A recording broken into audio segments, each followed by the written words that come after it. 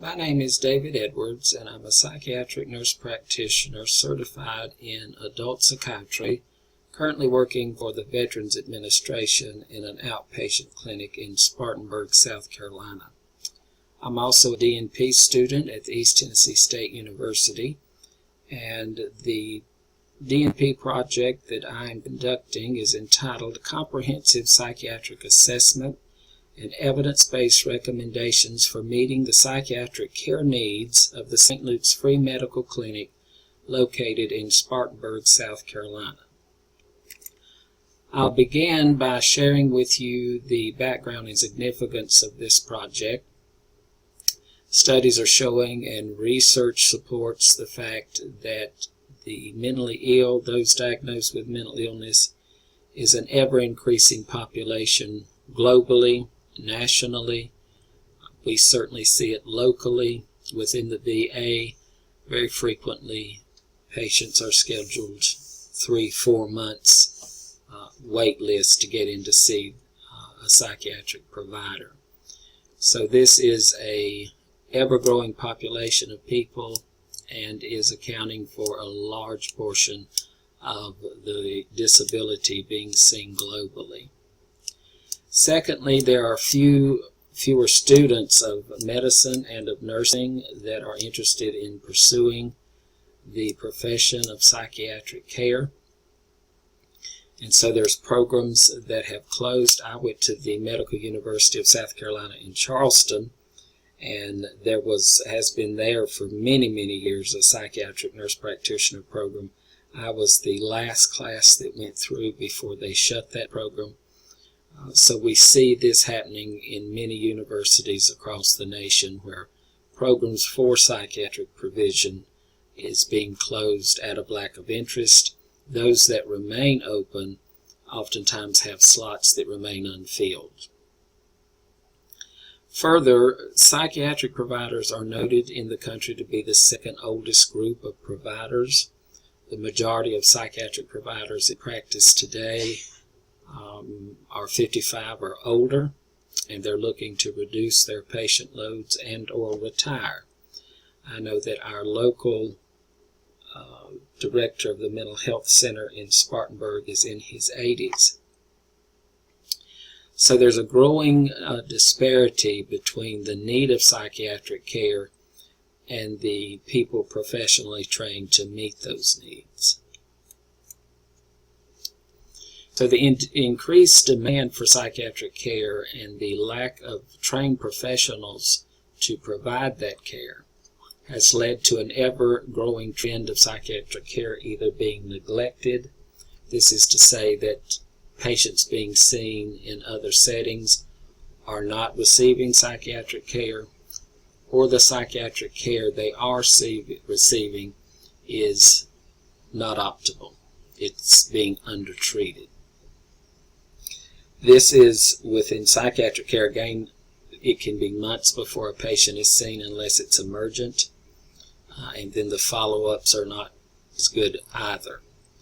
There also is a stigma related with psychiatric care, so what we are seeing and what we have seen for some time is that the majority of psychiatric care is being performed in the primary care setting. Now, this is falling to providers who are not specifically trained in psychiatric care and who have enough on their plate with diabetes, hypertension, COPD, all of the other medical issues that very frequently there is not time allotted and or available to address depression, anxiety, the psychiatric needs. So the treatment of the psychiatric care is falling to primary care providers who don't have the training nor the time to give it the priority that it probably needs. So it does go underdiagnosed and undertreated and or neglected. So the fact that the psychiatric care is being undertreated, if treated at all, is falling to the primary care providers, who is already quite overwhelmed, more patients than they can get to. So it's causing quite a problem within the medical field. Further, of course, the undertreatment or lack of treatment of psychiatric illness has vast implications for the patients, for the communities, nationally, globally. It can be both financially very costly, ethically very harmful. But what we see when there is a lack of effective psychiatric care is an increase in physical health problems. Now, these are patients who are depressed.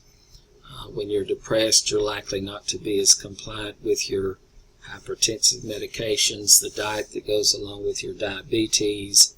So those with physical illness oftentimes have quite a bit of psychiatric illness, and those with psychiatric illness have quite a bit of physical illness. And when the psychiatric piece is not fully addressed, the physical can suffer. Further, we see these people who will self-medicate with substance. So as psychiatrically ill patients are not treated, there tends to be an increase in substance abuse in the population. When you use substance, of course, you can become more impulsive, and this leads to greater propensity for suicide and certainly greater propensity for incarcerations. So all of these have an ethical, socioeconomic consequence related to them. Also, these patients are, from a financial standpoint, quite unwell, and they're very heavy consumers of the healthcare product. You see lots of them using emergency rooms frequently into their primary care providers, multiple hospitalizations. So it becomes an issue of finance as well. Among those that suffer psychiatric illness, the research shows that the poor and the uninsured minority populations are those who are less able to seek out medical care, and they see a higher propensity for psychiatric illness among this population of people. And so you'll see the poor, the uninsured minority groups suffering both physically and mentally. You'll also see them using more of the healthcare product, poorer outcomes, substance abuse, suicide, incarceration. So it's this population of people that I wanted to focus on in my project. So just to summarize again, major problem facing the world, the nations, local communities is an increase in psychiatric illness among the population, much less adequate resources, less resources available to treat them.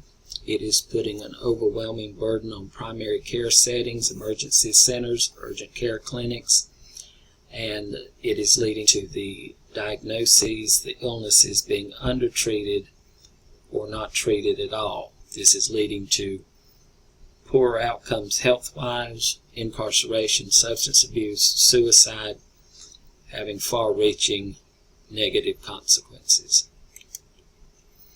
As such, to take a closer look at this situation, I chose to go to a free clinic. This is an actual picture of the St. Luke's Free Clinic in Spartanburg, South Carolina, to conduct my DNP project and to get a feel for that which the research is showing us in the communities. My project will be to do a comprehensive assessment of their current psychiatric services, the care that they're currently providing. I'll be doing that by direct observation. I will spend time going in with these primary care providers there, seeing how often psychiatric issues arise, how they're managed, the amount of medications being given, the acuity of the care that's being sought after, and try to get a feel for the level of comfort that the primary care provider has with providing psychiatric care. We'll do this also through data collection. We'll be accessing information on the number of psychiatric diagnoses, male, female, what type of psychiatric diagnoses are being treated, and with what medications. Are they being treated there? Are they being referred to other services? We'll be looking at all of this data. In addition to that, we'll be conducting interviews with patients, clinical providers, that's nurses and physicians, volunteers, to see their opinion of the psychiatric care, how good it is, if there's any ways that it could be improved, how could it be improved, and to access whether or not there is any barriers to that kind of improvement within that process. So this is the rationale behind choosing the St. Luke's Clinic, and this is a picture of one of the nurses at the clinic. Because when I got to St. Luke's, not only was it of interest because it speaks to the uninsured and the poor, the minority population of our community, but it was also of interest that they do quite a bit of referral care within the clinic. It's rather a remarkable clinic in that it does, of course, primary care, but it has a GYN specialty service that comes in, dermatology comes in, they have a very prominent cardiologist that volunteers and comes in, an endocrinologist that comes in, an orthopedist that comes in. They even have referrals not within the clinic, but referrals to dentistry outside the clinic. They can assist in providing recommendations for surgery. There are certain surgical groups that will work with the clinic when surgery is found to be needed.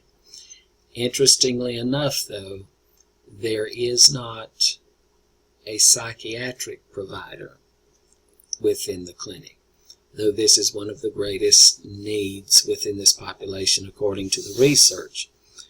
And interesting within this clinic that you can get someone to surgery, but you don't have psychiatric providers to get them to.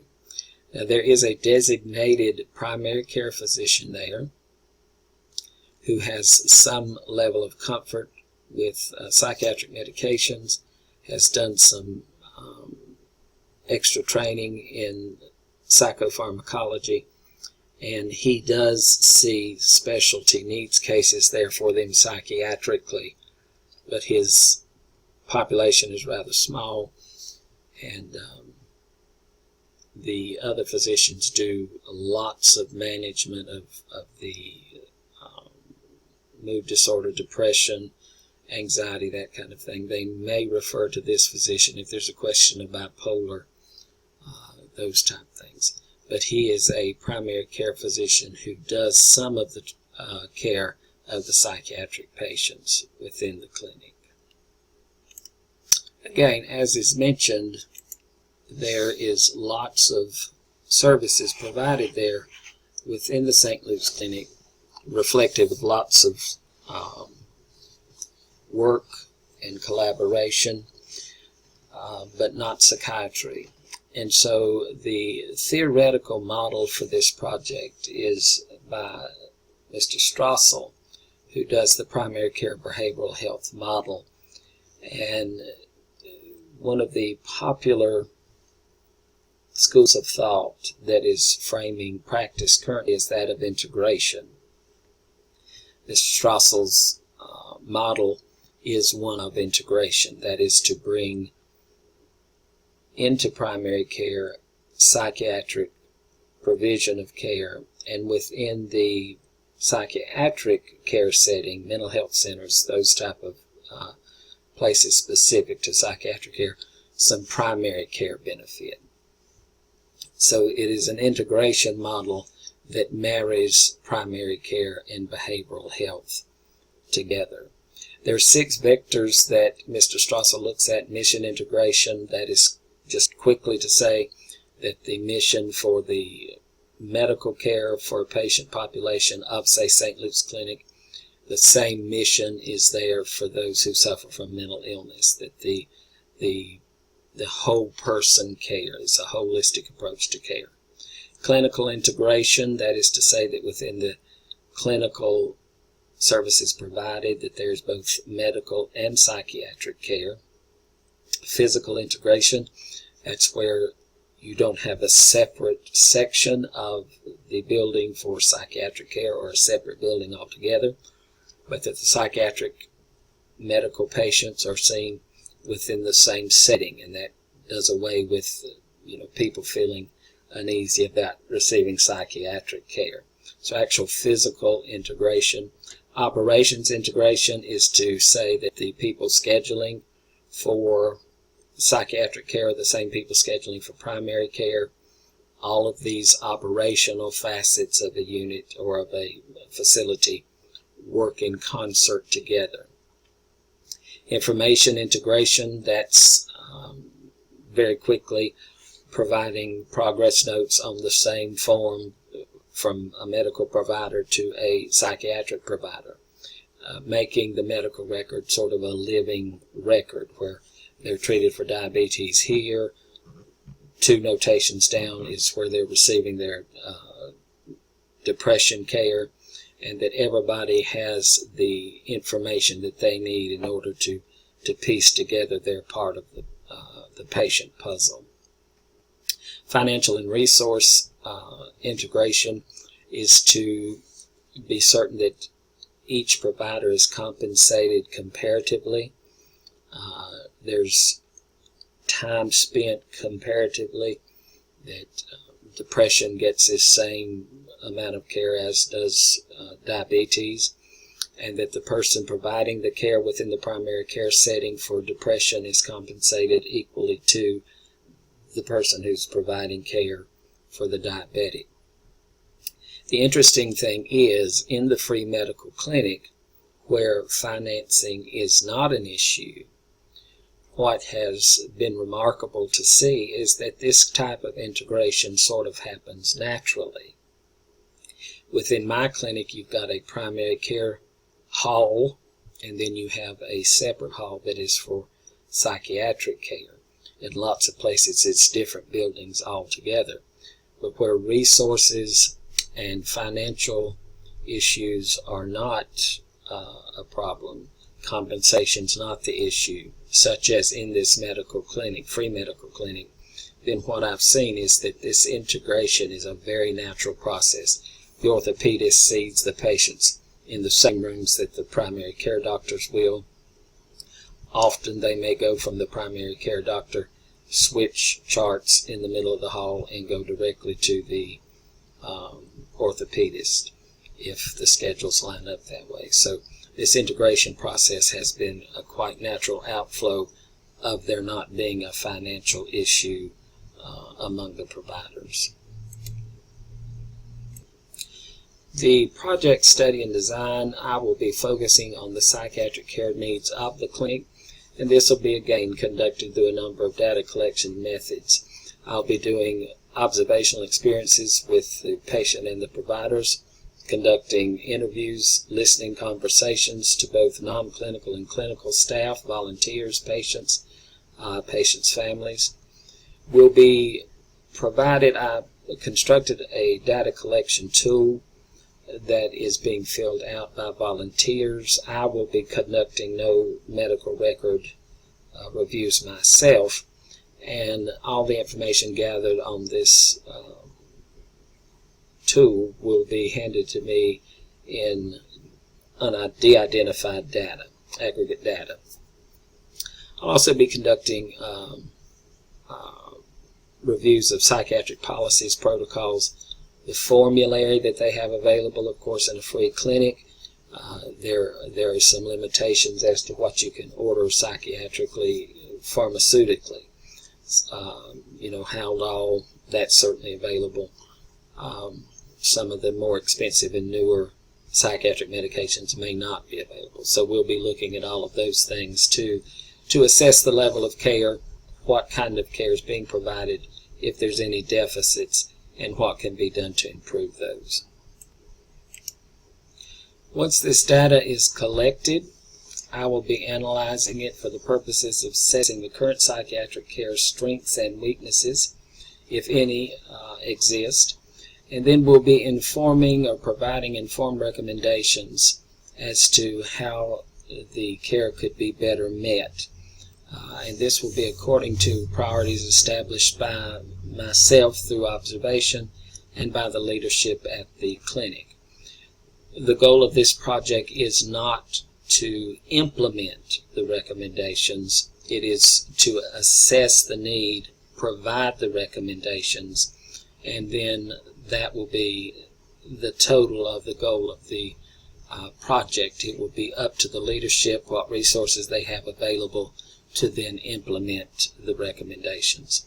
However, one of the things that I feel that I can do and probably should do, and has been a priority of those that I've worked with so far, is to provide some medication education psychiatrically. They are aware of depression, they are aware you give an antidepressant, but what antidepressant may fit what symptom constellation is the art of psychiatry, and lots of the primary care providers don't have those idiosyncrasies that can be beneficial in managing the cases.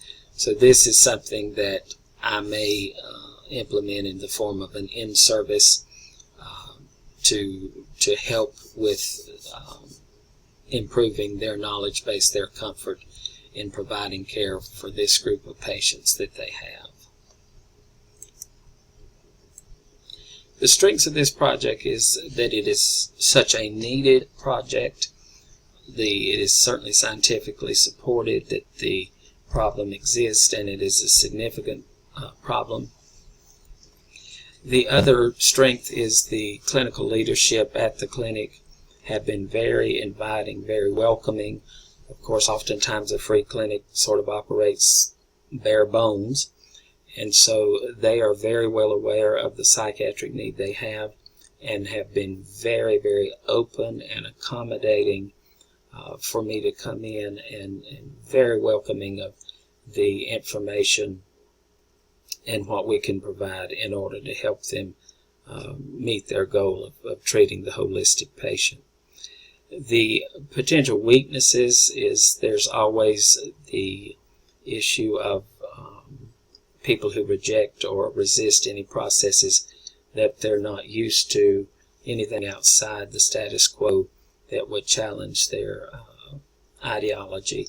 For instance, the primary care provider, who is the default major provider of psychiatric care, I have rounded with this physician and have found some significant prescriptive issues, and so I don't know that he would be open to medication suggestion, and that's okay. We'll just be providing for those who have a desire to know how to potentially do things better for that population of people. So the conclusion of my project, again, to recap, not enough psychiatric providers in a world where psychiatric illness is becoming more and more problematic. As a result, we're seeing this fall to primary care providers who are ill-equipped and don't have the time required to do it. So we see a large portion of a population of people whose psychiatric needs are not being met well or not met at all. The effect of that, or the outgrowth of that, is very poor outcomes physically, as we discussed earlier. Socioeconomically, they're very costly, their outcomes are poor, they're heavy users of the service, healthcare service, leads to higher suicide rates, substance abuse rates, incarceration among the population. And so we're wanting to take a look at this population of people. Sort of a subculture of the population is that we see this much more among the poor, the uninsured, and minority populations. So we'll be conducting this study within a free medical clinic within our community, wherein they do not have a trained psychiatric provider. We're going to be looking at how much of a need there is, the acuity of the need, how well the need is being met, what could be done to improve, what barriers lie between the improvement, and once we have assessed all that, try to provide recommendations to the leadership as to how that can be improved upon based on the current evidence. Thank you.